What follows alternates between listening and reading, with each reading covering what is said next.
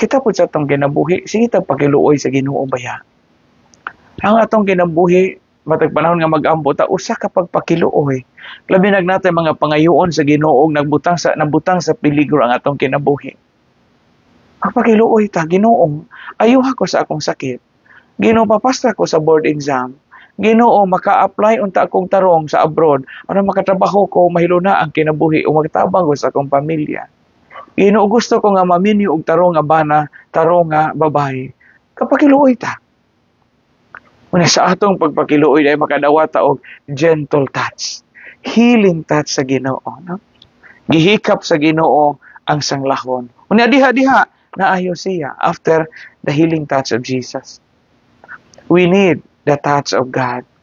We need the touch of Jesus. We need the hiccup of God aron mamaayo kita sa atong mga sakit. Kinahanglan kitang hikapon sa Dios, hikapon sa atong Ginoong Hesukristo kung gusto kita nga makaangkon sa hingpit o tinuod nga kaayuhan. Dili lamang sa lawas, kundi sa espirituhanon o kalagnon nga kinabuhi.